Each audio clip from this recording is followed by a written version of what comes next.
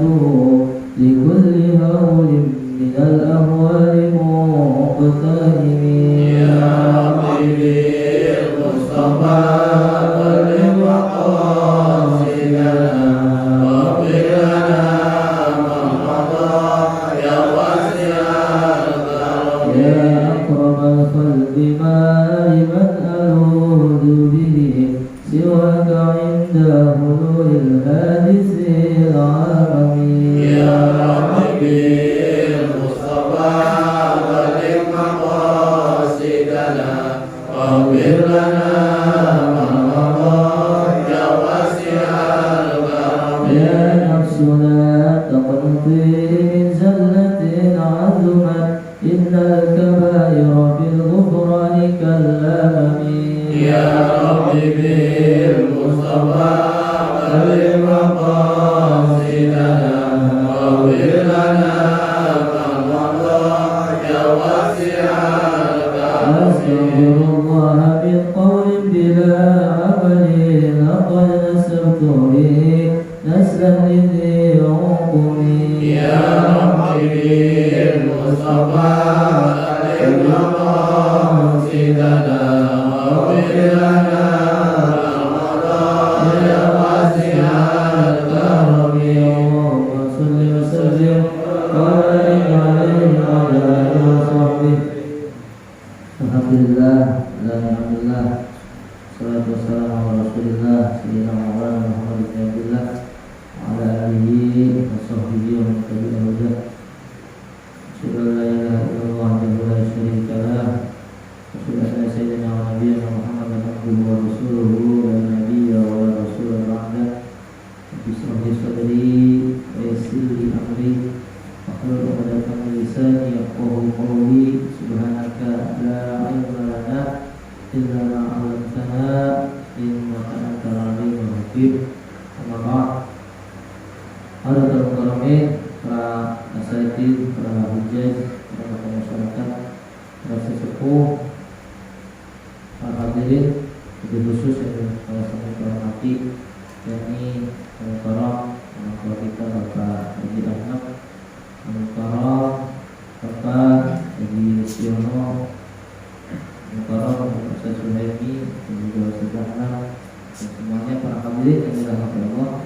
Tidak bisa kami sebutkan dari kesempatan namanya, namun tidak menanggung masyarakat langsung selamat dan keadaan kami kepada semuanya. Semoga kita semuanya selalu dalam lindungan Allah Subhanahu wa Ta'ala. Puji kita syukur kepada Allah Subhanahu wa Ta'ala yang telah melimpahkan kepada kita berbagai macam karunia nikmatnya, terutama nikmat iman Islam, sehat dan afiat, nikmat panjang umur sehingga kita dapat kembali bermuajahah, bersilaturahim, berkumpul bersama-sama di tempat yang insyaallah penuh berkah ini. Semoga pertemuan kita ini, majelis kita senantiasa mendapatkan ridho dari Allah Subhanahu wa Ta'ala, mendapatkan rahmat serta keberkahan dari Allah. Amin ya rabbal alamin. Salawat dan salam senantiasa tercurahkan kepada junjungan kita baginda Nabi besar Muhammad sallallahu alaihi wasallam. Ahli baitnya, para sahabatnya, para tabi'in, dan kita selaku umatnya. Semoga kita menjadi umat beliau yang istiqomah, yang konsisten dalam menjalankan amal sunnah beliau, sehingga kita semuanya selamat mendapatkan syafaat beliau. Amin. Ma'asyiral muslimin hadirin yang dirahmati Allah Subhanahu wa Ta'ala. Mari kita lanjutkan kajian kita Shalul Ibad, masih berhukum masih wal maqalatu masih maqalah yang ke-15 wa minha an tatafakkaru fi nuzulil mauti. Kan gitu ya? Bismillahirrahmanirrahim. Qala al-mu'allifu rahimahullahu ta'ala nafa'anallahu bihi wa bi barakati ulumihi fid dharain amin wa amin. Dari makalah yang ke-15 ini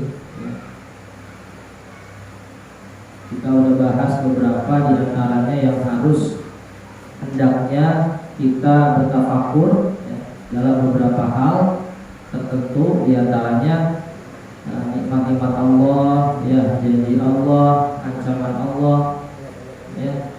Kemudian yang selanjutnya yang kita lanjutkan, wa minha, di antaranya lagi yang hendaknya kita tafakur, kita angan-angan adalah anta tafakkara fi nuzulil mauti. Hendaknya kita angan-angan tentang turunnya kematian. Ya, nggak usah jauh-jauh orang yang sekitar kita, ya, yang serumah sama kita, ya, entah orang tua kita, bapak kita, apa siapa, nenek kita, ya. Nah, kita tafakur, angan-angan perkara tersebut, bahwa kita bakalan nyusul. Nggak usah jauh-jauh, orang terdekat aja meninggal. Kita punya orang tua, ayah saya meninggal, dan pasti kita semuanya akan menghadapinya, akan menemui. Cuma kita nggak tahu aja kapan. Ya. Nah, kita harus angan-angan bahwa yang hidup sama kita aja, ya, bakalan meninggal. Ya. Udah nggak ada sekarang nyatanya, apalagi nanti kita, ya, entah itu umurnya yang lebih tua dari kita, ya, atau bahkan ada saudara kita yang baru lahir atau baru di bawah kita belum meninggal. Dan kita angan-angan, ya, kejadian, ya, musibatul maut tersebut. Wa husulil hasarati, kemudian yang selanjutnya adalah adanya berita duka, ya, entah apapun, musibah atau kecelakaan, ya, pasti ada aja, ya, itu hendaknya kita angan-angan juga. Wan nadamati ba'dal fauti, ya, dan juga penyesalan setelah banyak yang kita tinggalkan. Nah, itu juga kita harus angan-angan, ya, harus ada penyesalan atas apapun yang udah kita lewatin. Umpama ada satu waktu kita dihadapi dengan ibadah puasa sunnah, terus kita lewatin. Nah, itu sebenarnya kita adanya penyesalan atau hal-hal yang lainnya yang terlewatkan, ya, kudu diangan-angan. Kalau Allah Ta'ala, Allah berfirman, qul innal mautal ladzi tafirruna minhu fa innahu mulaqikum summa turadduna ila alimil ghaibi wasyahada fa yunabbiukum bima kuntum ta'malun. Allah Subhanahu wa Ta'ala berfirman, sesungguhnya kematian yang mana kalian semua lari darinya, fa innahu mulaqikum, ketahuilah bahwa kematian yang akan menemui kalian. Ya, kita mau kabur kemana kek, ya, mau bikin benteng sekokoh apapun, ya, bakalan kematian yang akan menemui kita. Summa turadduna ila alimil ghaibi wasyahada, kemudian kamu akan dikembalikan kepada Allah Subhanahu wa Ta'ala, zat yang maha mengetahui ghaib dan juga syahadah. Fa yunabbiukum bima kuntum ta'malun, dan Allah akan menceritakan kepada kalian apa yang kalian kerjakan. Nanti amal kita, ya, semuanya dipaparin semuanya. Surah Al-Jumu'ah ayat 8. Wa qala ta'ala, Allah juga berfirman, ya ayyuhalladzina amanu la tulhikum amwalukum wala auladukum an dzikrillah wa may yaf'al dzalika fa ulaika humul khasirun. Kata Allah dalam firman-Nya, wahai orang-orang yang beriman. Nah, yang dipanggil siapa? Orang-orang yang beriman. La tulhikum amwalukum wala auladukum an dzikrillah. Jangan sampai harta kalian dan juga anak-anak kalian itu membuat kalian lalai dari mengingat Allah Subhanahu wa Ta'ala. Makanya diantaranya harta dan juga anak itu bisa menjadi anugerah, bisa menjadi petaka. Tergantung kitanya bagaimana. Kita punya harta, kita punya anak, itu berpotensi bisa menjadi anugerah kalau kita alokasikan, kita tasarrufkan kepada hal-hal yang baik, maka semuanya menjadi anugerah buat kita. Bahkan nanti bisa menimbulkan pahala. Contoh anak, ketika kita didik anak dengan baik, dan tidak membuat kita lalai dari Allah, maka nanti si anak bisa dengan hasil didikannya bisa ngaji, akhirnya nanti ketika kita meninggal didoain sama anak. Tapi sebaliknya, anak harta juga bisa menjadi petaka bagi kita kalau itu membuat kita lalai dari Allah Subhanahu wa Ta'ala. Punya anak, punya harta justru membuat kita lupa sama Allah, sehingga nanti anak tersebut bukan hanya menjadi manfaat buat kita, justru bisa menjadi bencana buat kita. Nah itu makanya kita dikasih anugerah, dikasih nikmat berupa harta dan juga anak, jangan sampai itu membuat kita lalai dari Allah Subhanahu wa Ta'ala. Karena apa? Balasannya kalau seperti itu, kalau anak sama harta membuat kita lalai sama Allah, punya harta digunakan untuk hal-hal yang bisa lupa diri, bisa lupa terhadap Allah. Wa may yaf'al dzalika, orang yang melakukan hal tersebut, faulaika humul khasirun. Pada dasarnya mereka itu adalah orang-orang yang rugi. Makanya nanti itu bakalan bisa menjadi husulil hasaroh, bisa menjadi adanya berita duka, karena menyia-nyiakan harta dan juga anak. Kemudian wala yu'akhirullahu nafsan idza jaa ajaluha. Allah juga berfirman, Allah tidak akan menunda seseorang ketika datang ajalnya. Ketika ajalnya sudah tiba, maka Allah tidak akan menundanya lagi. Nah, ketika kita tafakur dalam hal ini, wa faidatu hadza tafakkur, faidah atau keutamaan tafakur ini, turunnya kematian, adanya kematian, berita duka. Faidahnya adalah qasrul amal. Kita akan pendek angan-angannya, ngayalnya pendek, jadi nggak kebanyakan ngayal, nggak tulul amal. Wa islahul amal, dan memperbaiki amal kita.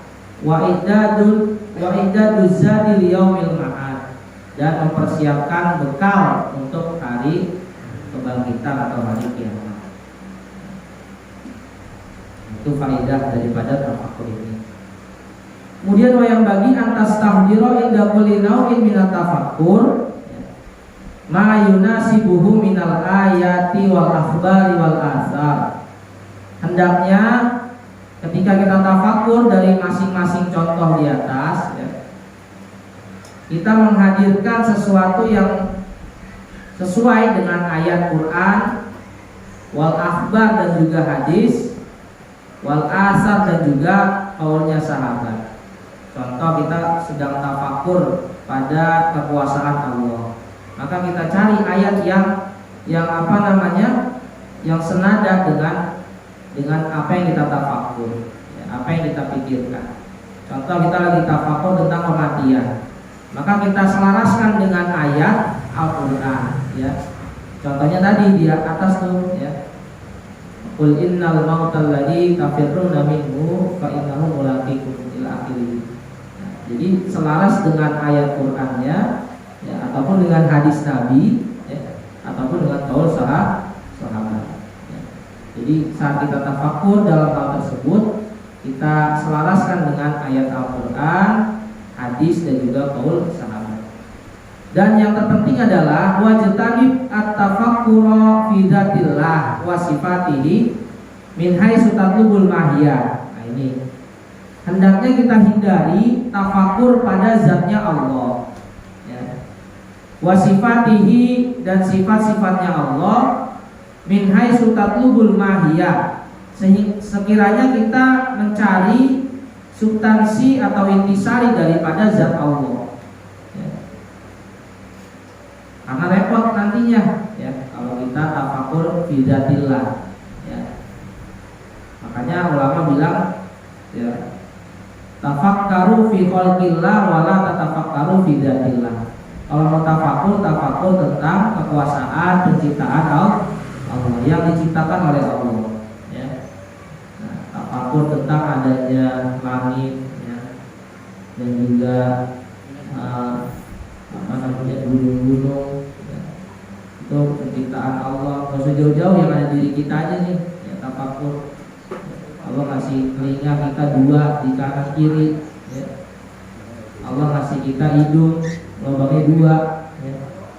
Ada di bawah, nggak ada ke atas ya. Itu kalau mau ke atas ganjil. Kuping ada di samping, kalau di atas kepala. Pernah nggak Pak tafakur begitu Pak? Ini Allah ngasih kita dua tangan, semuanya berfungsi dengan baik kan? Allah kasih kita nikmat telinga bisa mendengar. Nah itu tafakur pada penciptaan Allah. Kita hendaknya hindari tafakur fi dzatillah, tafakur pada zatnya Allah. Nanti ujung-ujungnya apa namanya, kita bakalan ngawur. Allah itu mempunyai sifat wujud. Oke, kalau Allah wujud, Allah di mana wujudnya? Kita kesono dah yang larinya. Karena kita tafakur pada zatnya Allah. Allah itu zat yang maha melihat. Ya oke, maha melihatnya pakai apa? Nah, akhirnya ngawur kan? Nah, ntar kalau kita mikirnya Allah pasti melihatnya pakai mata, tapi matanya nggak kayak kita, entah bentuk matanya bagaimana, berarti kita menyamakan Allah dengan makhluk. Jadi geser ntar akidahnya. Ya. Terus setelah itu kalau nggak puas ya, kalau kita terus tafakur pada zat Allah, lama-lama ngawur, melenceng, akidah kita ngawur ya. Allah itu apa namanya, qiyamuhu binafsihi.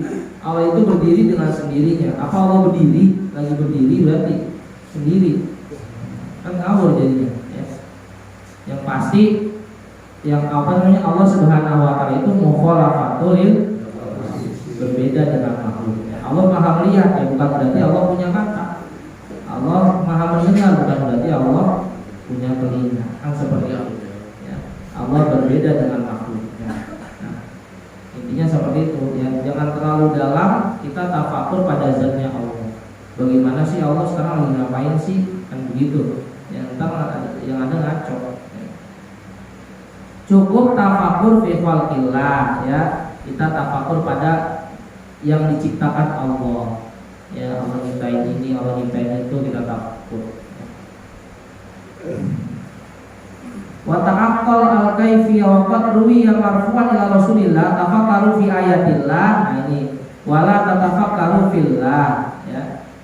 Tafakkurlah kamu pada tanda-tanda kekuasaan Allah, wala tatafakkaru fillah, jangan tafakur atau mengangan-angan tentang zatnya Allah. Kenapa? Fa innakum lam taqduruhu haqqa qadrihi. Maka sungguh kalian tuh nggak benar-benar mampu ya. Nggak akan pernah bisa mampu ya. Kata Nabi sendiri, ai lam tu'arifu haqqa ma'rifatihi ya. Tidak akan sampai ya, kamu pada makom sebenar-benarnya atau haqqa ma'rifati, sebenar-benarnya mengetahui, enggak bakalan sampai. Seenggaknya kita udah tahu sifat wajib Allah ya, dari 1 sampai 20 itu udah cukup ya. Sifat mustahilnya juga kita tahu 1 sampai 20, dan sifat jaiznya juga kita tahu ada 1 ya. Sekedar itu ya. Jangan apa namanya, terlalu dalam ya, tafakur pada zatnya Allah. Takutnya apa? Ya, nggak sampai kita, otak kita nggak nyampe ya. Dan juga apa namanya, ditakutkan akidahnya nanti melenceng ya, karena mikirnya kesono-sono ya, kalau itu ngaco. Wal maqalatu sadisata asrota, maqalah yang ke-16 an ba'dil hukama, dari sebagian ahli hikmah rahimahullahu taala, baina yaday taqwa ay amama taqwa khamsu aqobatin ay masaidah. Dari sebagian ahli hikmah mengatakan di hadapan takwa ya, takwa ya Pak ya. Takwa. Takwa itu apa Pak? Takwa itu apa? Tahu. Takwa. Diri, baik tahu takwa.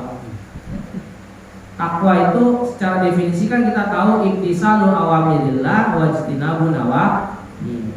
Menjalankan perintah Allah, menjauhi larangan. Nah, itu definisi dasar dari takwa. Nah, di hadapan takwa ini ada 5 tanjakan. Ya, ini contoh takwa nih. Ya. Kita ngerjain perintah Allah sama ngejauhin larangannya disebut takwa. Nah, di depannya ini ada 5 tanjakan. Ya. Man jawazaha nalat takwa. Ya, di depannya berarti di sini. Barang siapa yang bisa nanjak 5 ini, maka dia sampai di puncaknya takwa. Jadi ada 5 tanjakan nih. Kalau dia bisa nanjakin 5 ini, ngelewatin 5 tanjakan ini, dia akan mencapai makom takwa. 5 tanjakan, ada tanjakannya juga Pak. Ya. Ini ada 5. Ya. Aitil kalau khamsana la takwa, maka dia akan mendapatkan ketakwaan tersebut. Wahia tarku muradatin nafsi wa mujanibati nahillahi ta'ala. Nah, takwa di sini definisinya ada lagi, ya. Kalau tadi definisi dasarnya seperti itu, kalau di sini definisi takwanya tarku muradatin nafsi, meninggalkan keinginan-keinginan hawa nafsu, wa mujanibati nahillah, dan menjauhi larangan Allah. 11-12 sama dah, ya. Kita menjalankan perintah dengan cara meninggalkan keinginan hawa nafsu, dan juga menjauhi larangan Allah. Nah, kalau kita mampu nanjakin 5 ini, bisa sampai takwa itu. Apa Pak? Yang pertama, awaluha ikhtiaru siddah ay as-siqal ala ni'mati ay tamattu'i. Yang pertama, kita lebih memilih kerja keras, ya, dibandingkan ay ala ni'mati ay tamattu', dibandingkan bersenang-senang daripada bersenang-senang. Nah, kita lebih memilih, ya, sesuatu yang berat, yang sifatnya kerja keras, ya, yang sifatnya berat. Contoh amalan-amalan yang dosa jauh-jauh kan, zikiran aja. Kira-kira Bapak kuat zikiran berapa lama? Ya, sampai 100 kah atau 1000 kah? Kuat. Ya, hal-hal yang berat kita lakuin, dan kita tinggalkan hal-hal yang sifatnya senang. Di sholat nih, assalamualaikum warahmatullahi wabarakatuh, itu zikir berat Pak. Ya, apalagi kalau lagi ada urusan duniawi, ya, udah penting udah sholat lah, langsung HP, ya, atau mana tahu yang bulu tangkis atau apalah, main bola, ya. Ketimbang kita muter tasbih sampai 100 sampai 200, itu berat. Nah, kita pilih yang berat itu, meninggalkan yang senang-senang. Atau membangun malam, kan berat tuh ya, tahajud. Tapi kita paksain buat milih bangun, ya, memilih hal yang berat daripada yang sifatnya senang-senang, ya. Maka itu yang pertama, memilih sesuatu yang berat, meninggalkan sesuatu yang enak-enak atau senang-senang. Itu yang pertama. Tanjakan yang pertama itu. Tanjakan yang kedua, wasaniha ikhtiyarul juhdi, jahdi berarti. Ikhtiyarul jahdi bi fathil jim, dengan fathah jimnya. Al masyaqqah ala roha, ay zawali ta'ab. Ya. Kita lebih memilih capek, ya, ala roha, daripada kita bersantai-santai. Lebih memilih kerja keras, ya, ala roha, daripada bersantai santai. Zawali ta'am. Nah, ini tanjakan yang kedua, ya. Yang ketiga, wasali suwa ikhtiyaru dzulli ay dofi ala izzi ayil quwwati wal ghalabah. Yang ketiga, kita lebih memilih dalam keadaan lemah, ya, daripada kita harus merasa kuat atau merasa gagah. Nah, ini bagaimana? Apa nggak bertolak belakang sama tadi? Kalau tadi kan kita disuruhnya kerja keras, ya, daripada kita bersantai. Nah, yang ketiga ini kita hendaknya lebih memilih lemah daripada merasa kuat atau merasa gagah. Nah, di sini ya, dalam yang tanjakan yang ketiga ini konteksnya dalam ibadah. Jadi zulli di sini itu kita posisikan diri kita ini hamba yang benar-benar paling lemah. Hambanya Allah yang lemah, yang gak punya kekuatan. Kita bisa berangkat dari rumah ke sini ngaji, itu bukan irodah kita, ya. Itu bukan karena kita kuat, tapi irodahnya Allah gerakin kaki kita nih. Terus kita sholat, ya, sholat malam bangun, ya. Kita nggak punya daya, nggak punya upaya, jadi kita lemah. Itu yang yang menggerakkan, ya, kekuatan dari Allah Subhanahu. Jadi dalam hal ibadah kita merasa lemah, ya, jangan sampai merasa gagah. Makanya kita ini sholat sujudnya berapa kali, Pak? 2 kali. Rukun-rukun yang lainnya sekali doang. Takbir sekali, rukun sekali. Yang diulangin cuma sujud 2 kali. Itu kenapa, Pak? Ya, kenapa itu? Kita sujudnya 2 kali di dalam rukun sholat. Di dalam kitab Bahjatul Wasail itu dibahas, ya. Jadi bukan tanpa alasan, ya, sujud kita 2 kali itu karena sebagai bentuk representasi atas sifat ketawaduan diri kita sebagai hamba Allah. Kira-kira kalau kita tanpa balutan nama sujud, sudi gak kira-kira naruh pala, ya, yang sifatnya asroful abdo, yang anggota yang paling mulia, naruhnya di tempat yang paling rendah daripada telapak kaki, sudi gak kita, Pak? Tanpa balutan nama sujud. Cuman dalam sujud saja kita mau meletakkan kepala kita yang sifatnya adalah anggota yang paling mulia, kita taruh di tempat yang paling rendah. Kira-kira mau nggak kita? Ya. Jarang, ya. Nggak mau, tanpa namanya balutan sujud. Nah, di situ kita merasa lemah, ya. Merasa bahwa kita ini hamba yang lemah, nggak punya kekuatan apa-apa, ya. Di situ yang tanjakan yang ketiga ini kita disuruh milih dalam keadaan yang lemah, ya. Daripada merasa kuat, merasa gagah dan lain sebagainya. Ya. Kalau main tadi yang kedua itu kudu kerja keras, ya. Kudu kerja keras daripada bersantai dan ya, karena apa? Ya, pernah ada kisah, ya, Syekh Ibrahim bin Adham, ya, ini ulama terkenal juga. Ya. Jadi beliau ini seorang ulama, ya, berniaga juga, ya, dagang. Nah, suatu ketika pas Syekh Ibrahim bin Adham ini lagi dagang, ya, lihat ada burung sayapnya patah, ya, jatuh di depannya. Bisa terbang nggak tuh burung? Kalau bisa, sayapnya hilang satu, ya, kalau bisa berfungsi. Ya. Nah, pas melihat itu burung, Syekh Ibrahim bin Adham terbesit di hatinya seperti ini, karena beliau seorang pedagang, ya, dagang juga. Ya Allah, ini kalau burung dalam kondisi seperti ini, kok umpama dia datang rizkinya ke ini burung, maka saya berhenti dagang. Soalnya apa? Burung yang sayapnya nggak ada aja ada rizkinya. Cuman tar dulu nih. Tapi kalau ini burung nggak kelihatan datang rizkinya, saya terus berdagang. Kata saya Ibrahim, ditungguin itu burung, dilihatin. Datang burung yang temennya, entah siapa namanya, sejenis, ya, bawain makanan di mulutnya, disuapin ke burung yang jatuh itu.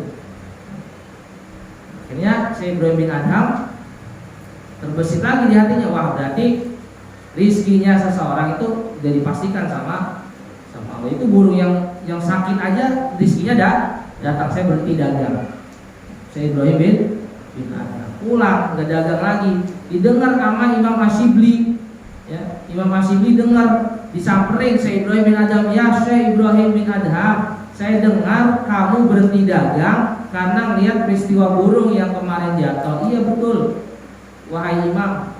Ya, lantas kenapa? teruslah berdagang, jangan sampai kamu berhenti dagangnya. Loh, emang kenapa? Ya. Kamu harus jadi burung yang ngasih makan itu, bukan kamu menjadi burung yang dikasih itu. Akhirnya tergerak lagi Syekh Ibrahim bin Adham. Oh iya ya, kenapa saya nggak jadi burung yang ngasih? Saya kok patokannya malah burung yang sayapnya harusnya menjadi mukmin yang tegak, yang kuat. Ya.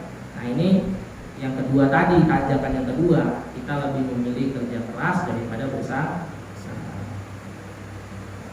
Nah yang ketiga baru dalam hal ibadah kita memilih merasa lemah ya di hadapan Allah dan daripada merasa kuat atau merasa enggak, la haula wala quwwata illa billah. Tidak ada daya dan tidak ada upaya, tidak ada kekuatan kecuali dengan pertolongan Allah.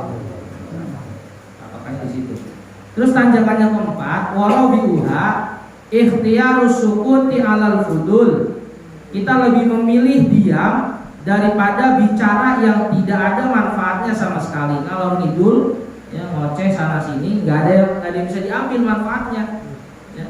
Jadi dari ucapannya itu ya tong kosong ya, nggak ada yang diambil manfaat, ya, nggak ada ilmunya, nggak ada apa namanya yang bisa dijadikan nasihat. Maka diam menjadi lebih baik, dia bisa menjadi emas. Wahua, nah fudul itu apa? Wahua malah khaira fihi minal kalam. Fudul itu adalah ucapan yang tidak ada kebaikan di dalamnya. Justru malah fitnah, justru malah apa namanya ghibah, ya, benci dan lain sebagainya, yang tidak ada kebaikan di dalam. Maka diam itu lebih baik. Ya. Sukut. Ya. Kan kata Rasul, faliyakul khairan aw liyasmut. Ya, hendaknya kamu berbicara baik, kebaikan. Ya, kalau nggak bisa, pilihannya aw liyasmut, diem kan gitu. Pilihannya cuma dua, ya. Faliyakul khairan aw liyasmut. Bicaralah kebaikan, berbicaralah kebaikan yang ada kebaikannya. Kalau ini nggak bisa, pilihannya dua, yang kedua aw liyasmut, maka itu tanjakannya keempat. Dan tanjakan yang terakhir, wa khamisuha ikhtiyarul mauti alal hayat, yakni memilih kehidupan, memilih kematian daripada hidup. Maksudnya bagaimana? Wal mautu inda ahlillah ta'ala qama'a hawa nafsi. Yang mati di sisi Allah, di sisi hamba-hamba Allah adalah yang menaklukkan hawa nafsunya. Maksudnya seperti itu, ya, memilih mematikan hawa nafsunya. Faman mata an hawahu faqad hayya bihadihi. Barang siapa yang hawa nafsunya mati, ya, maka sungguh dirinya hidup sejahtera.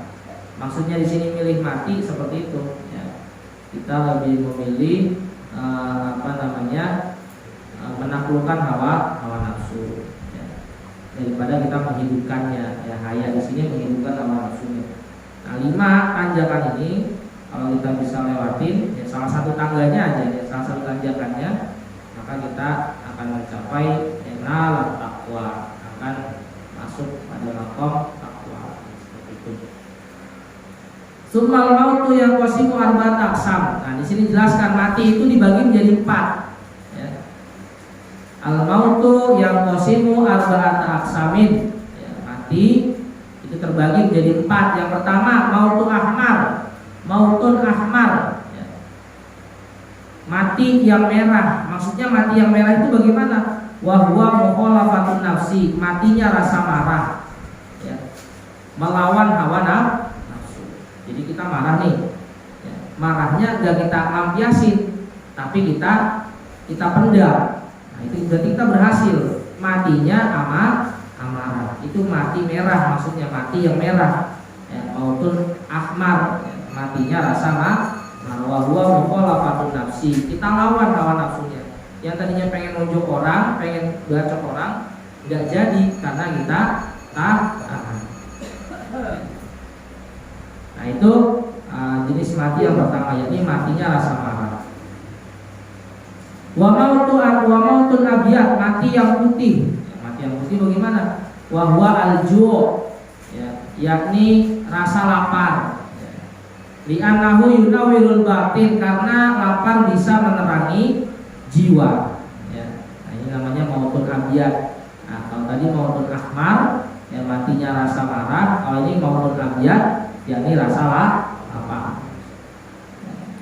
Wa yubayyidu wajhal qalbi, dan lapar juga bisa memutihkan, ya, wajah hati. Ya. Paman mata syabuhu hayat fakonatuhu. Barang siapa yang mati rasa kenyangnya, maka akan hidup kecerdasannya. Karena banyak orang yang kuat hafalannya, ya, kuat kefahamannya, karena dilandasi dari lapar.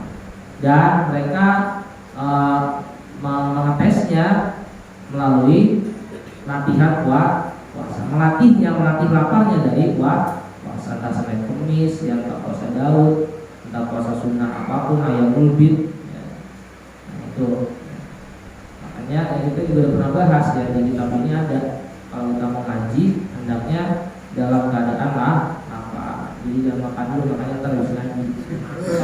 Kalau makan dulu baru aja, ya. Nah, itu ada yang amal, ada yang tengah. Ya. Nah, kalau kita dalam keadaan lapar ngajinya itu insya Allah lebih terbuka pikirannya. Nah, di sini bilang faman mata syabuhu hayat fakonatuhu. Barang siapa yang mati rasa kenyangnya, maka kecerdasannya pun akan hidup. Ya. Itu mati yang kedua, ya. Mautun abyad. Yang ketiga wa mautun akhdar, mati yang hijau. Mati hijau apa? Wa huwa lubzul marqa minal farqi al mulaqqatil lati matalaha. Matinya keinginan untuk berpakaian bagus. Nah, matinya rasa keinginan untuk berpakaian bagus. Ailati laki matalaha, ya, limitoihi wasidatihi bil qanaah. Tujuannya untuk semata-mata tawadu, merendahkan diri, merendahkan hati maksudnya, dan juga mempunyai sifat qanaah, terima apa adanya. Itu mautun akhdar. Wa mautun aswad yang terakhir, mati yang hitam. Wa huwa ihtimalul adza, ya, ihtimalu adal khalqi wa huwa al-fana'u fillah. Matinya rasa gengsi, ya, atas penghinaan orang lain. Jadi udah gak ada malunya menghina orang, ya. Itu udah mati yang hitam itu, ya. Mautun aswad, jadi ada mati merah, mati yang putih, mati yang hijau, dan mati yang hitam. Nah, ini mati yang hitam, matinya rasa gengsi atas penghinaan orang lain. Jadi mau menghina orang itu nggak ada malunya, udah hina sepros saja udah. Wa huwa al-fana'u fillah, itu sebuah kerusakan, ya, sebuah bencana bagi Allah, ya. Menurut Allah itu adalah bencana bagi kita, ya. Kalau misalnya yang ini mautun aswad, li syuhudil adza minhu bi ru'yati fanail af'al fi fi'li mahbubihi, karena melihat pencelaan, ya, biru yatifanail af'al, atas penciptaan Allah, ya, fi fi'li mahbubihi, dalam apa yang dilakukan oleh orang yang disenangi. Intinya itu, ya, yang paling bahaya ini yang keempat, ya. Matinya rasa gengsi atas penghinaan orang. Mudah-mudahan Allah berikan kita pemikiran yang jernih, Allah bukakan mata hati kita supaya bersih jiwa kita, dan juga Allah bersihkan diri kita dari dosa-dosa. Allah hapuskan dosa-dosa kita, Allah berikan taufik, hidayah, serta inayah untuk selalu ibadah kepada Allah, sehingga kita menjadi pendekat orang yang bertakwa. Amin ya rabbal alamin. Wal maqalatu sabiyatu asyara wallahu a'lam bishawab. Alhamdulillah.